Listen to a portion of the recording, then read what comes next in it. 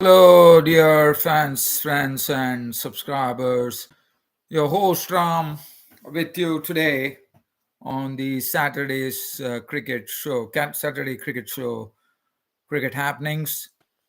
Um, what I'm going to look at is yes, the Indian Premier League 2023 is in full flow. It has already started. And we saw the third game today happening. Three games have gone by. I'll be talking about that, but also I will also take you back to the week that was in cricket. So I'll be starting off probably talking about South Africa, who for the automatic qualification for the ODI World Cup in India had to beat Netherlands. They still have one more match to go, but South Africa have started in right earnest. South Africa were really bitten in the World Cup, and everybody were thinking that South Africa will be definitely, they'll be going to the finals or the semi-finals, but it was not to be when Netherlands upset the apple cart of South Africa. And South Africa, as I rightly mentioned, that going on their current form, the South Africans are looking very, very good. And that's what they did. I mean, they just had a walk in the park win over Netherlands. And there is one more match against Netherlands that they have to win. Once they do that, and then hope for I think it is, if I'm not wrong, Bangladesh have to lose or win one match against Ireland, something on that score, I suppose. If Bangladesh win one match, then I think the South Africans are automatically qualifying for the ODI World Cup.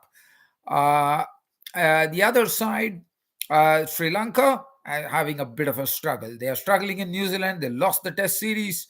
Now the focus is shifting on to the T20. ODI series is already lost by Sri Lanka, and Sri Lanka now it has been confirmed that the Sri Lankans have to once again play the qualifying round in Zimbabwe with the other nations to qualify for the World Cup. So South Africa are the only ones who look right now, I can very safely say, because with the form in which South Africans are in, I can very safely say they're already through. It's an automatic qualification for the World Cup. But as far as Sri Lanka are concerned, it's all over for them. They have to now go and play the qualifying tournament in Zimbabwe to qualify for the ODI World Cup in India. Right. So these are two things I wanted to share because it was really concerning the ODI World Cup. Also, we had a series between Afghanistan and Pakistan happening in Sharjah, in United Arab Emirates, and we saw for the first time ever, Afghanistan went on to pick up a victory over Pakistan in a T20 match. And besides that, they also did that to them in the series. So it's the first time ever that Afghanistan went on to beat Pakistan in one full series. And that was absolutely well done. Yes, people might talk about Pakistan not basically having a full-fledged squad. I definitely agree with you, folks. But let us understand one thing, that this particular team, Pakistan, has loads of talent. We have seen it in the PSL, and we saw some nice bowlers like Ehsanullah, Zaman Khan, the Saim Ayub, the opening batsman. Everybody were impressive, no doubt. But one thing one has to say, that Afghanistan have to be really given credit. They not only took the first two victories in a very handsome manner, but in the third match, yeah, Pakistan definitely came back to salvage something, but it was all over for Pakistan. And what a feeling for Afghanistan. And as I said, I know that it was not a full squad from Pakistan, but still, I thought Afghanistan deserved due credit for doing what they did. Right. Congratulations, Afghanistan. And we also look at the series between West Indies and South Africa. West Indies, definitely they would be quite happy with this effort to beat South Africa in South Africa in a T20 series 2-1 was something, and we had some real firepower coming from the West Indian batsmen, especially Romario Shepherd, who showed it in the last game, and Zari Joseph. As I said, he's one of the prime bowlers for the West Indies now, and he's an all-rounder according to me, because I know he's a very good batsman as well. And Alzari Joseph took a 5 wickets, his best bowling analysis in T20 matches, when he picked up 5 wickets of the South Africans. Other than that, Bangladesh are an absolute role. They are playing some aggressive cricket, and they've really done something that they probably have not done in the past. We have seen the matches between Bangladesh and Ireland have been a pretty tight. But here, I think this Bangladesh team is looking totally hungry for success, and that's what they precisely did. They had the better of Ireland. They beat Ireland in the I think it is the ODI series. Then in the T20 series, they went on to beat Ireland 2-1. And this is the okay. First, let me talk about Bangladesh. When you talk about Bangladesh, the first thing that comes to mind is the return of the Sri Lankan coach, the former Sri Lankan coach Chandika Hatrasinghe. Chandika Hatrasinghe, when he was at the helm, when Bangladesh was struggling, he was the one who was slowly transforming the Bangladesh team. After that, for some reason, Chandika Hatrasinghe went back to Sri Lanka, and you see that the complete hopes of the Bangladeshis were gone. But now again, this man, for me, this man coming into the mix has made a big difference. Not only that, that is as far as Chandika Hatrasinghe is concerned, he has given all the players absolutely free rein to go and play their strokes, which is great to know, and given the players the freedom to go and express themselves, as we call it in cricket, and that's what they have been doing. So first and foremost, I think I will put the credit on to Chandika Hatrasinghe, but also there is something known as execution, and this execution has to be done by the cricket players on the field, and Bangladesh have done that. So credit to the players as well. Also, if we talk about the bowling coach, Alan Donald is the bowling coach, and he has really nurtured the Bangladeshi fast bowlers. Look at the richness of fast bowling. I mean, they went with a wicket which had pace and bounce, like what they have in Ireland, and they went on to defeat Ireland with their pace bowlers. All the 10 wickets were taken by the Bangladeshi bowlers. Now, that really tells you as to what is the preparation that has gone on. And I can tell you, this Bangladesh team, which was totally reliant on spinners once upon a time, now has a plethora of pacers to choose from. Abadat Hussain, the man who took 5 wickets against New Zealand in the test match when they won it. Then we have Shariful Hussain, another good bowler. Then we have the experienced of Mustafizur Rahman, the left armer. And then we have Taskin Ahmed, who is the prime bowler now. He's the prime strike bowler. He picks up wickets.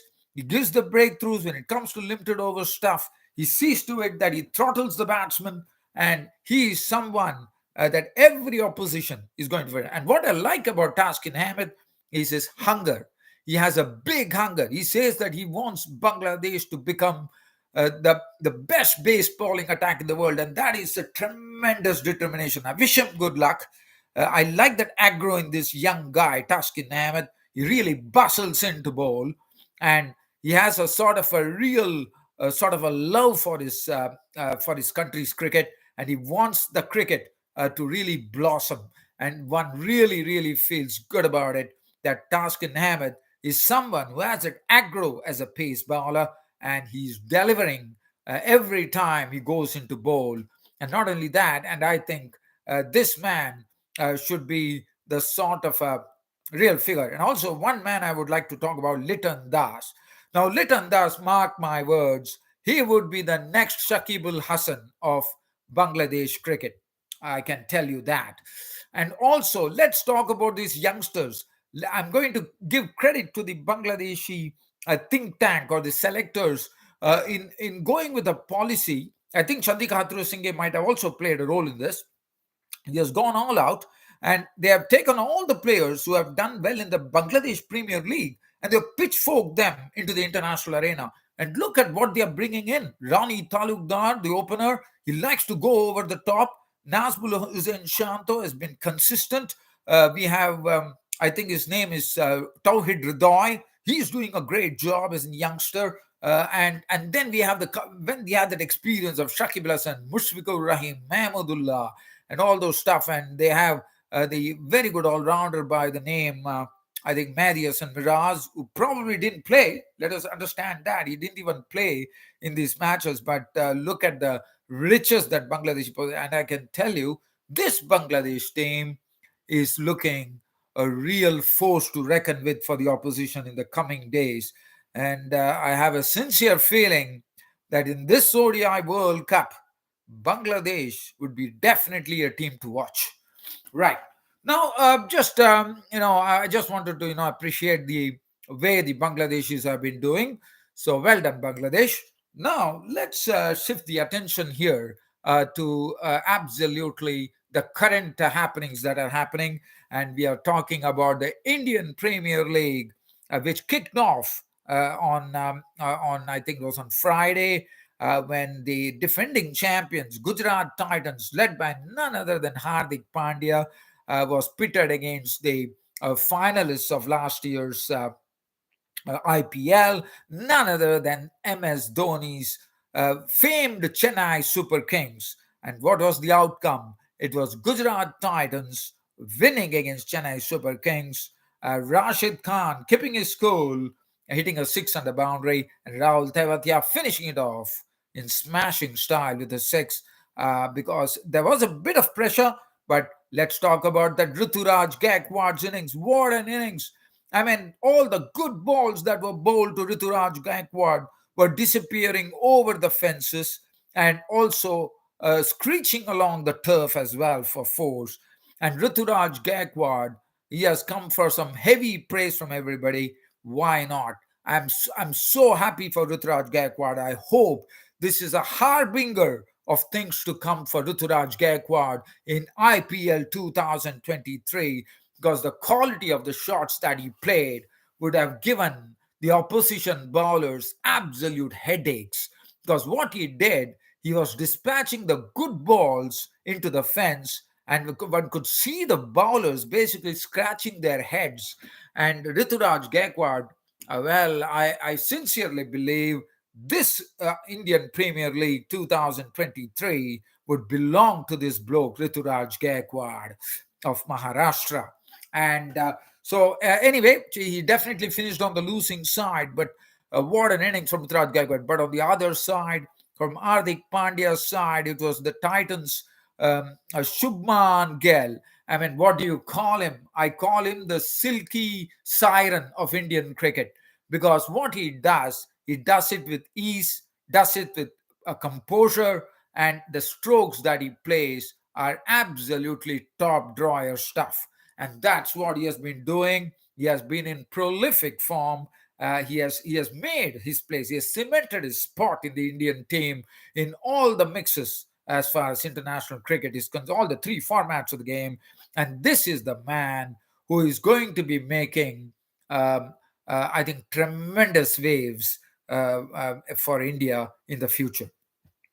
Well, he's going to be an icon. Let me tell you that. I look at him. The first time when I saw him in the Under-19 World Cup, which was played by India in New Zealand, the first look of him gave me the feeling that he was playing strokes which was resembling to what Virat Kohli is doing today for India.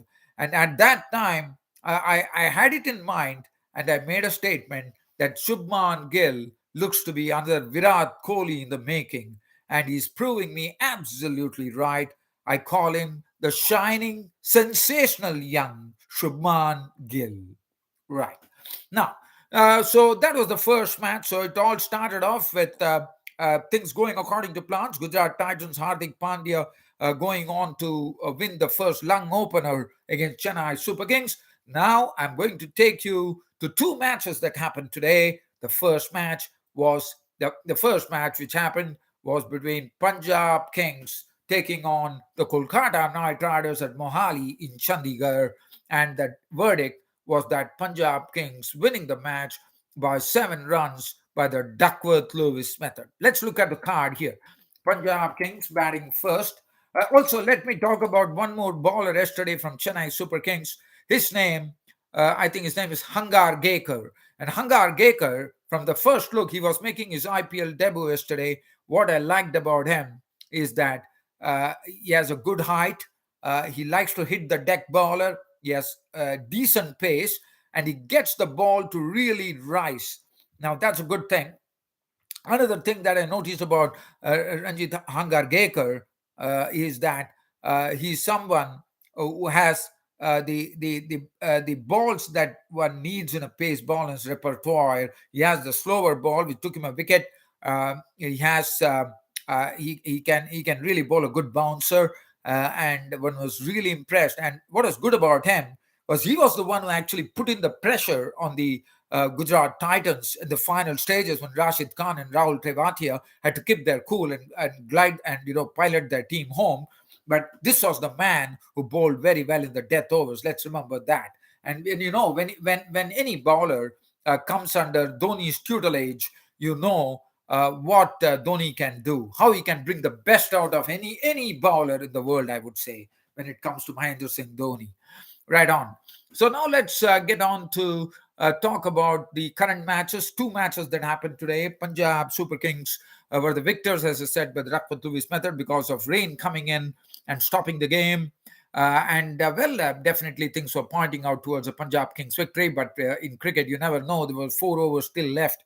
It could be still anybody's game. But nevertheless, I think Punjab Kings could consider themselves a trifle lucky there, as they went on to win the match by 7 runs. So Punjab Kings batted first, 191 for 5 on the board. It was built by a very attacking innings from the Sri Lankan player Bhanuka Rajapaksa, who made 50 of 32 balls, 5 fours and 2 sixes, and he was very strong, whether it was pace, whether it was spin, he was going, he was really, really tonking the ball.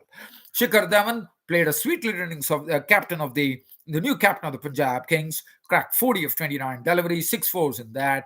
Prabhsmiran Singh played a real sort of gave it a real blast in the opening stages, cracking 23 of 12, which included 2 fours and 2 sixes. Other than that, they had contributions from Jitesh Sharma, 21, Sikandar Razaming, 16, Karan cracked unbeaten 26 of 17, and Shahrukh Khan, 11, 2 fours. The bowling, Umesh Yadav, 1 for 27, but Tim Saudi was taken to the cleaners, 2 for 54, 1 for 40 for Sunil Narine, 1 for 26 for Varun Chakravarti. We don't often see Sunil Narine going for runs like this, but probably the batsmen have really, really picked him up well. He was really given a real thrashing, especially Rajapaksa climbing onto him. And Shardul, but the man who really would have impressed here was Varun Chakravarti, the mystery spinner, 4 overs, 1 for 26. Shardul Thakur got a cracker. I mean, he was cracked all the way over the ground, 4 overs, not 43. The Kolkata Knight Riders, 146 for 7, they finished with, losing the match. Ramnala Gurbaz, 22. Venkatesh Iyer was sent in as an impact player, and he definitely made an impact there till such time he lost his wicket. 34 of 28, 3 fours, 1 6. Good to see Venkatesh Iyer get back in the mix. And Andre Russell was looking dangerous, as we all know. Already had blasted 35 of 19, 3 fours and 2 sixes. But when his wicket went and Venkatesh Iyer went, I thought the Kolkata Knight Riders were breathing for space. But Shardul Thakur, the very first delivery, he dispatched it for a 6, and that was a wonderful shot just played by the Shardul Thakur. Finally, and also Sunil Narine hit a 6 as well. So as I said, probably Punjab Kings would consider themselves a trifle unlucky. They scored at 146 for 7 in 16 overs, and 4 more overs were left behind unless the rain came. So we had 45 runs. But these 2 batsmen, after that, and also Tim Saudi, who can really swing his bat as well. So I would say Punjab Kings, I think they should consider themselves a bit lucky, that they went the distance, and by Duckworth Lewis method they won. So now I have to really crack it up here. Current 1 for 38, 3 wickets for Arshdeep Singh, was the man of the match. Bowled excellently, as you know. He's going to get a stint in English county cricket for the first time. He's going to be a much better bowler after that, but already he has already shown his wares here. 3 for 19 in the first match. Now, very quickly, I'm going to do a real skimmer here as Lucknow Super Giants versus Delhi Capitals. Super Giants winning the match by 50 runs. Lucknow Super Giants batting first, making 193 for 6. First, let me talk about Delhi Capitals. Delhi Capitals can only blame themselves for what happened. I'm sure Ricky Ponting, the Australian coach, should be really looking at it. The fielding was absolutely slipshod. I mean, you can't expect in an international game like this. Your ground fielding was absolutely reeking of something which one could not even imagine. And over and above that, you drop catches. Khalil Ahmed dropping an absolute sitter in the fence. If that is going to happen, God only save them, because it was not really cricket from Delhi Capitals. Their fielding was absolutely slipshod, and Lucknow Super Giants batting first, and the man who really benefited from that was Kyle Mayers, coming in place with Quinton de Kock and smashing it all across, all over the park. And you know what a powerful hitter of the ball he is, Kyle Mayers. Look at that knock of his, 73 in double quick time of 38 deliveries, which included 7 sixes and 2 boundaries. Other than that, there was not much contribution. The captain Rahul out for 8, 17 to Deepak Hooda, Kunal Pandya 15, Stoinis 12, Puran cracking 36 of 21, 2 4, 3 sixes. Badoni also showing his wares, 18 of 7 with 1 4 and 2 sixes. And really looking at the bowling, Chetan Sakaria took 2 for 53, 2 for 30 for Khalil Ahmed. Akshat Patel was, as I said, Kyle Mayers actually, when the spinners came, he really feasted on them. Delhi Capitals, they finished off. They could not. They finished short by 50 runs. They were restricted to 143 for 9 by the Lucknow Super Giants. And David Warner, the captain, was the highest scorer with 56 of 48, 7 fours in that, 30 Kamarili Rizul. And other than that, there was nothing to really talk about. 143 for 9. And the Lucknow Super Giants starting off with a victory in their first game. Kyle Mayers none for 7. Udat went for some real tap there. Gautam none for 23. But look at that man, Mark Wood, generating space of more than 160 Ks. He really rattled the Delhi Capitals batting lineup, picking up 5 wickets for 14 and picking up the man of the match. And Mark Wood, we all know he's someone who's a real genuine pacer, and today he showed us why. And I'm showing that on Indian tracks. To pick up speeds of 160 was really something. And yes, Mohali Chandigarh definitely assists pace bowlers, because it definitely has a lot of carry, as we all saw. And I think Mark Wood, really, I thought he bowled excellently. 5 for 14, hitting speeds of in excess of 160. That's going to be tremendous competition as far as pace is concerned in this IPL, because we are looking at Umran Malik, who bowls at 150 clicks for India, for his team, Sunrisers Hyderabad, as and when they are going to play. And we also know Andy Nokia, who is now doing duty for South Africa against Netherlands, which is very crucial for them to qualify for the automatic qualification for the ODI World Cup. That Anik Nokia is also be there. So I think these 3 blokes are going to really blow the pace rocket off. Mark Wood, Umran Malik, and Anik Nokia. Well, dear fans and subscribers, I basically bring an end to this cricket show for today. Saying you all a big thanks for staying in and enjoying my Cricket Happening show. Looking forward to seeing you all tomorrow on a Sunday, when I'll be coming up with the brief summaries of the 2 matches that are coming up. I have to touch my calendar right now to see which matches they are, but nevertheless, I will still be there tomorrow to talk to you about both those matches. Till such time, I see you all. It's goodbye from here. Thank you.